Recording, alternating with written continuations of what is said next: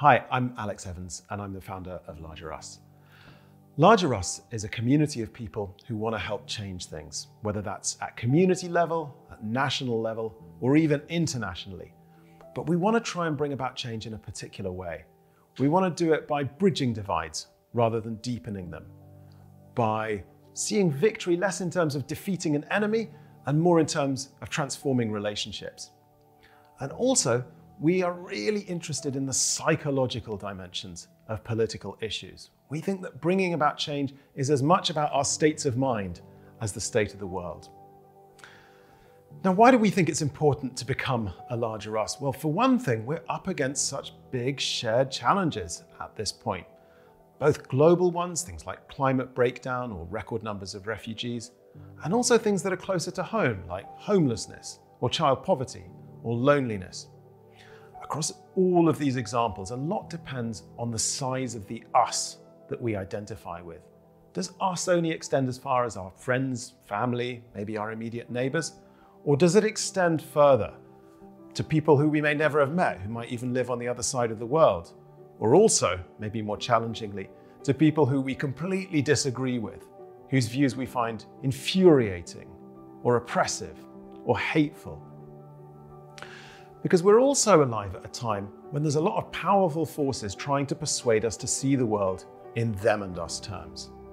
Of course, there's politicians like Donald Trump or Vladimir Putin who excel at telling stories about a them and us, about how there's some shadowy other that threatens and that we need to kind of face off against. But then more subtly, there are things like social media platforms and how their content algorithms deliberately push at us the kind of thing that we'll find scary or outraging because it's such an effective way of monetizing our attention.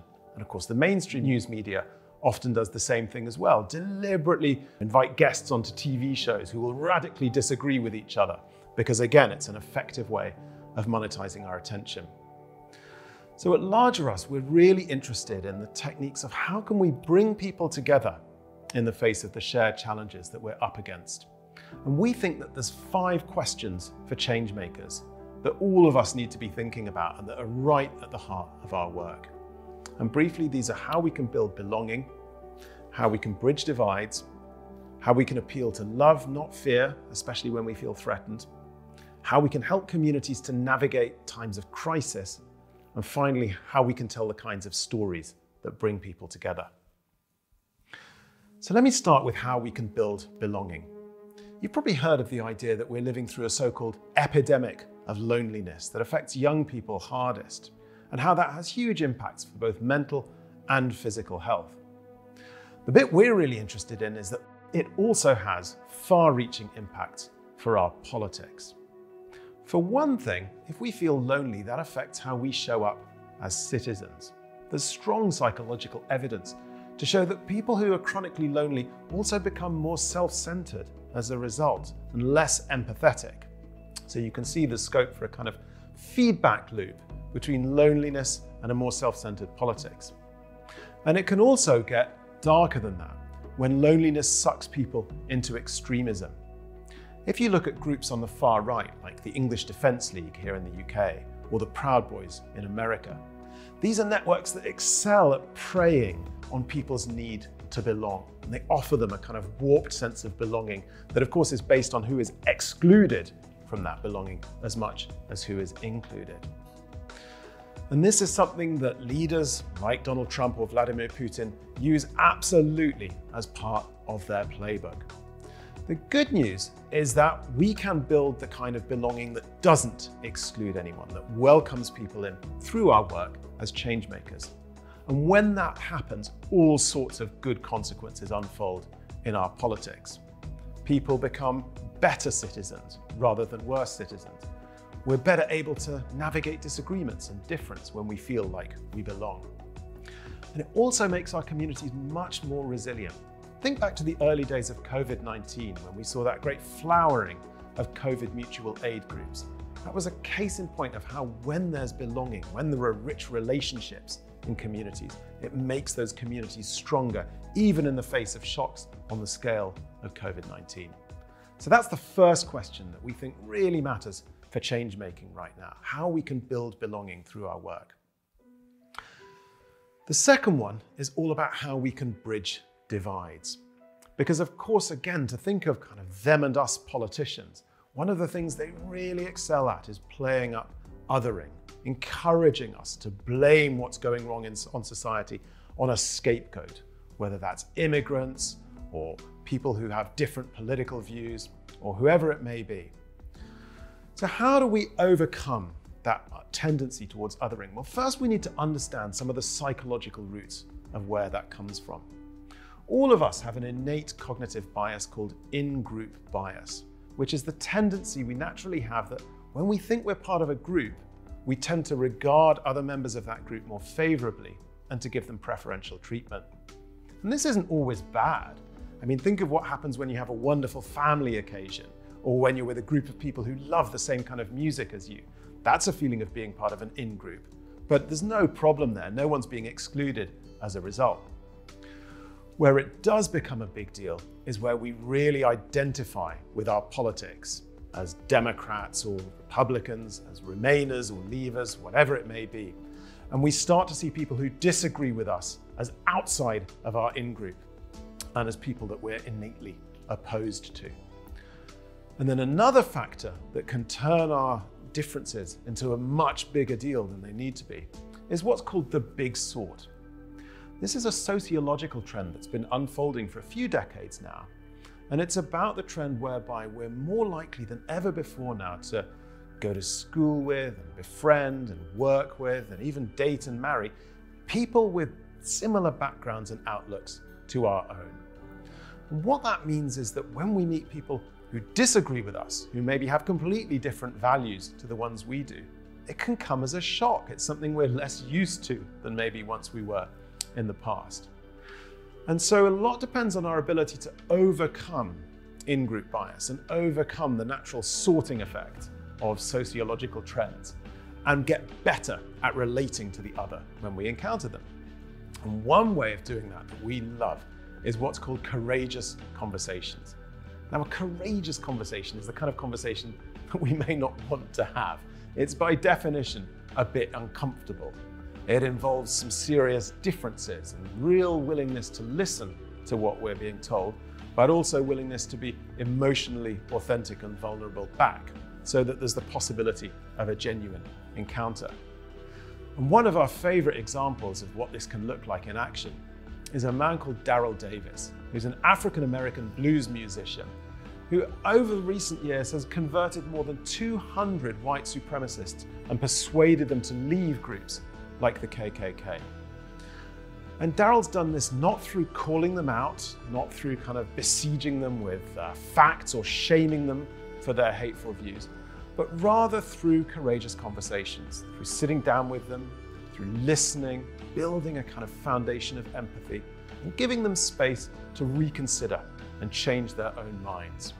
And these are techniques that anyone can learn, and the more that we're incorporating them into our work as change makers, the more we're helping to bring people together.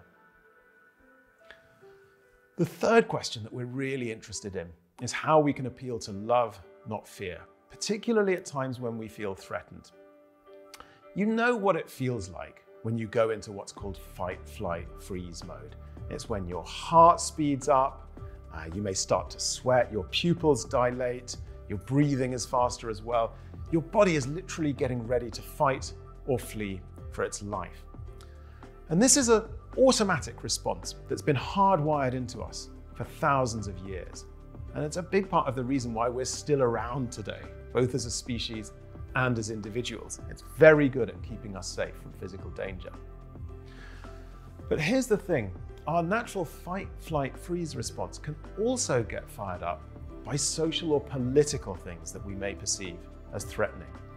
And at that point, it doesn't just have physiological effects on us, it also has a range of emotional impacts, which really affect how we show up as citizens.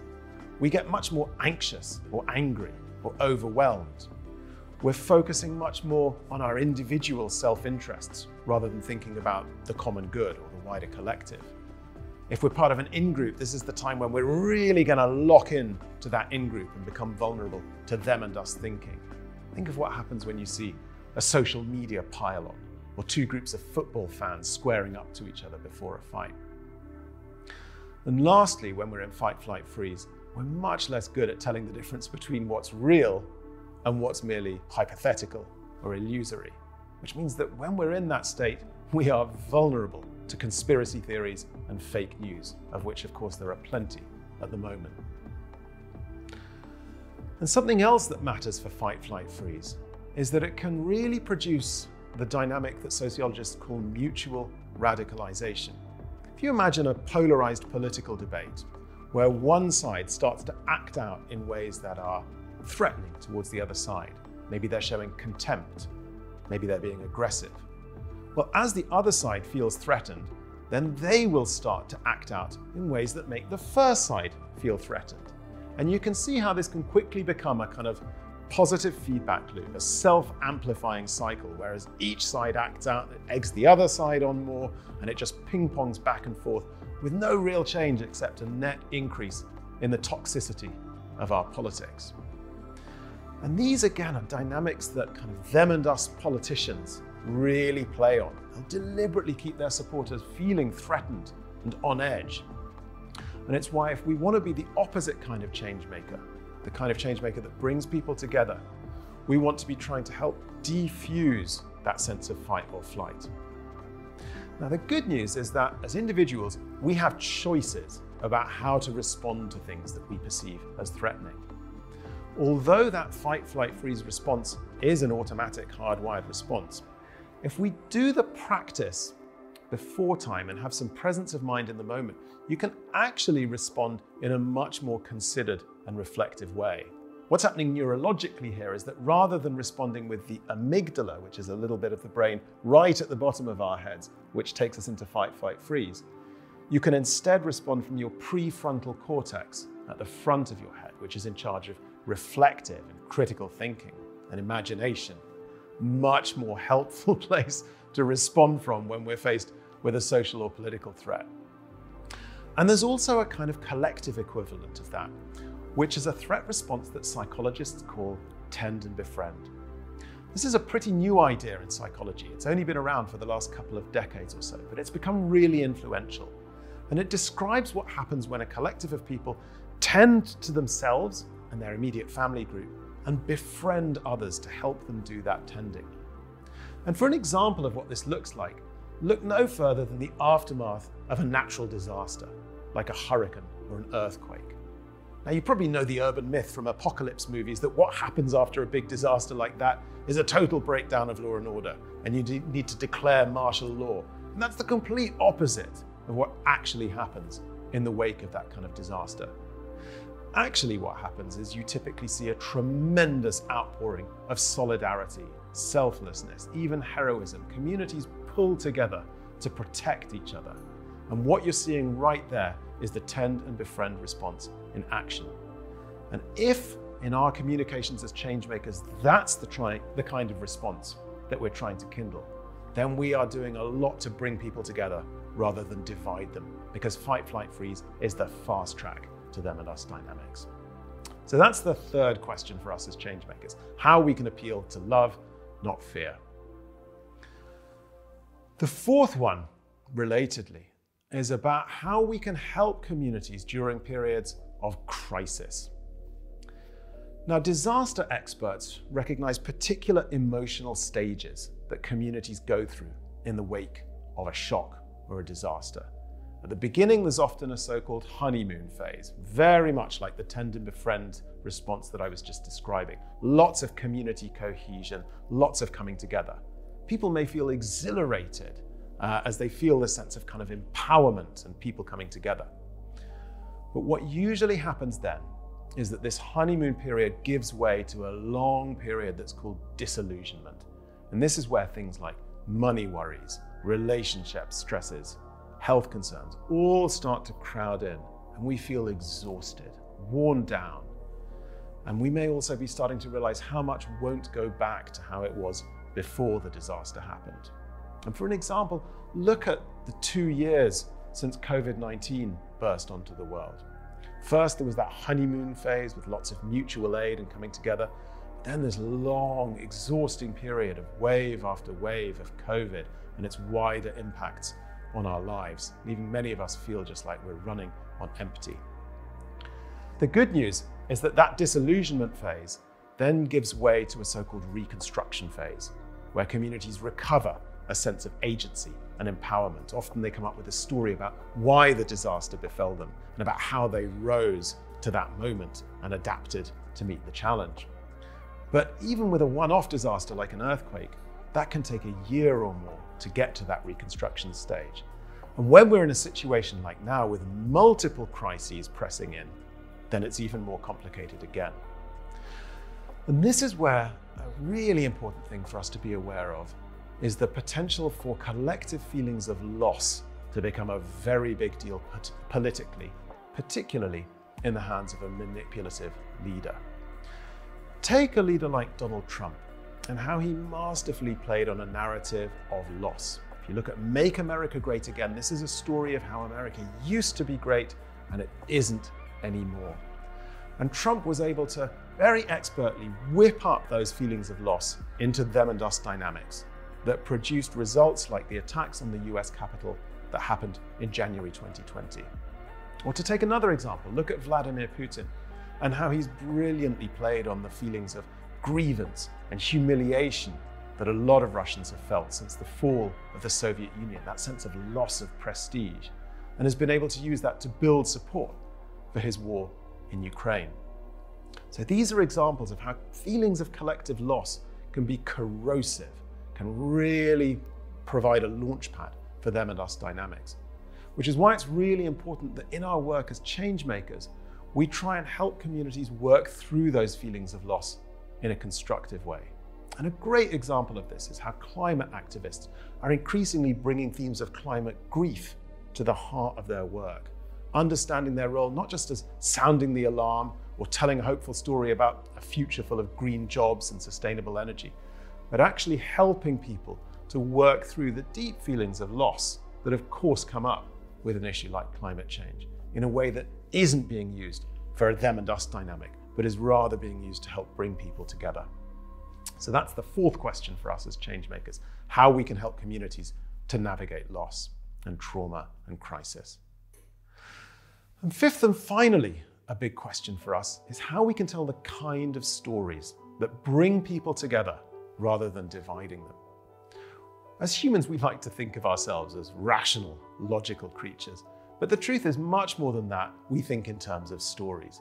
It's stories that give us our sense of identity, our sense of purpose, our sense of where we are and where we're trying to get to.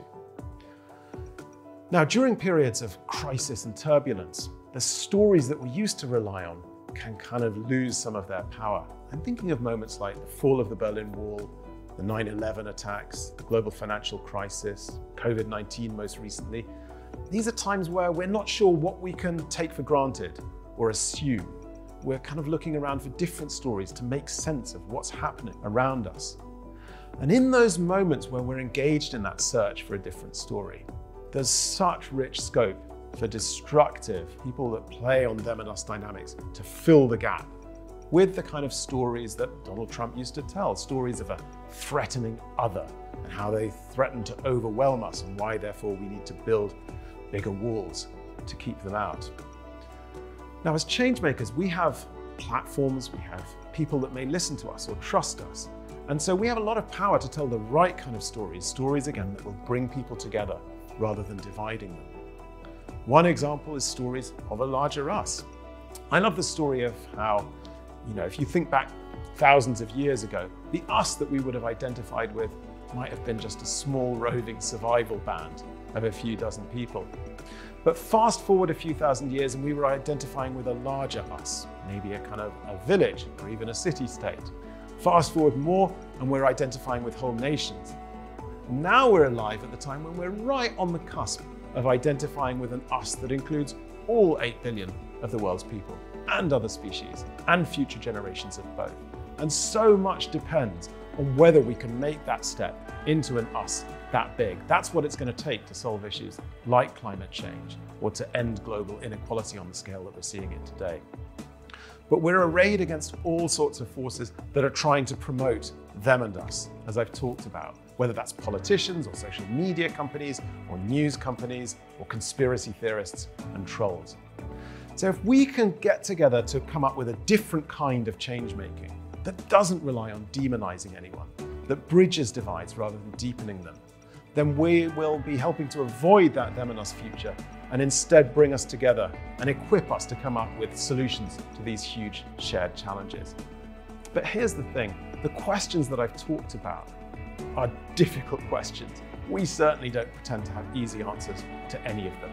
And that's why Larger Us is a community. We want it to be a space for people working to try and bring about change on all different issues, at all different levels. But to compare notes on what are we trying out in response to the issues that we're working on? What are the ways we're experimenting with of trying to bring people together? What answers are we all coming up with to the 5 questions that I've mentioned? And what are the other questions that we need to be looking at too?